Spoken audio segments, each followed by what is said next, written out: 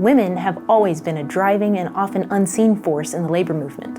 Whether they were leading the largest strikes, or writing the songs that echo through them, organizing the unorganized and forgotten, standing up against child labor, and destroying patriarchal notions of what and who a worker looks like. Which side are you on? It is time. I want to do something. I want to be more than somebody that follows the instructions of others.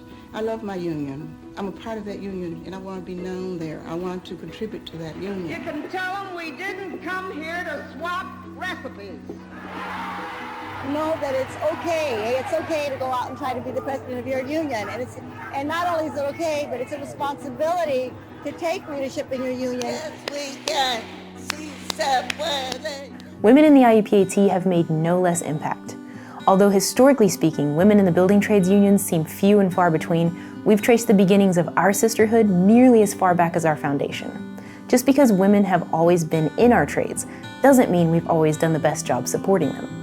In fact, one event where this is particularly glaring is at the turn of the 20th century, when one of our painters, by the name of Mary Goodrid, who may well have been our very first tradeswoman in the IUPAT, went to collect the death benefit when her husband died, and was refused on the basis of her gender. Though Mary had painted for over 3 decades at that point and had always put in equal dues, along with being her local's financial secretary and a charter member of her local AFL chapter, it took 2 more years and a resolution brought by her union brothers to the International Convention before she was given the then $50 payment that she was entitled to. There are 2 important points I think we can draw from this. One is she persisted in what she was rightfully due, and 2 is that her brothers brought the resolution. It took them 2 years, but they got it passed not just for their one sister, but for all future IUPAT members and spouses, regardless of their sex. Women in the IUPAT today have the same persistence for justice and tireless initiative for starting and organizing groups for the betterment of all workers, regardless of their gender, race, nationality, or sexual orientation. Today, if you look around, you'll see the faces of women who have pioneered in their field as the firsts. First woman apprentice in their locals, first directors at their councils and indeed across the IU, instructors and more. From rank and file to high-level staff, women in the IUPAT are blazing a path in the building trades for more inclusion and representation. Make no mistake, the IUPAT would absolutely suffer without its women workers.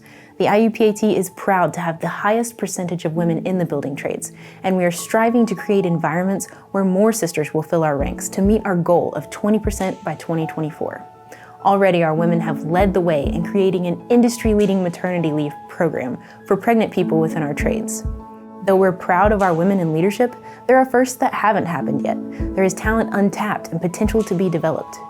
You are the next leaders of the IUPAT, and we are committed to giving you the support and opportunity that you need to thrive. You may be asking yourself, where do I come in?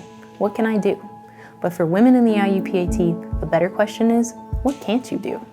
Women in the IUPAT run jobs, mentor apprentices, teach classes, wield political power, place glass, protect crucial infrastructure, beautify and preserve landmarks, climb the ladders, negotiate contracts, reach back and pull up more sisters, organize the unorganized who deserve a better life for the work that they put in, stand up for the marginalized, educate the ignorant, confront the arrogant, push through barriers, strengthen the demoralized, break stigmas, fight like hell for what they deserve, uplift the unnoticed, congratulate the small wins, boost the signals, pass on their wealth of knowledge, inspire the newcomers and the seasoned veterans alike.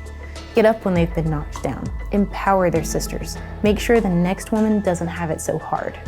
Pore over the neglected past heroes, celebrate the differences, run the campaigns, tear down the unscrupulous contractor, push forward the minorities, support equality, close the gaps, highlight achievements, balance the budget, direct the funds, change the skylines, strategize the political landscape, execute the plans, reach for their dreams, expose the misogyny, bring fresh innovation to the table, follow through with the thankless, unseen job, support our brothers but fuck the patriarchy, and will not stop until they are in every room where decisions are being made, and refuse to allow the union to be anything less than an organization formed by all workers for all workers.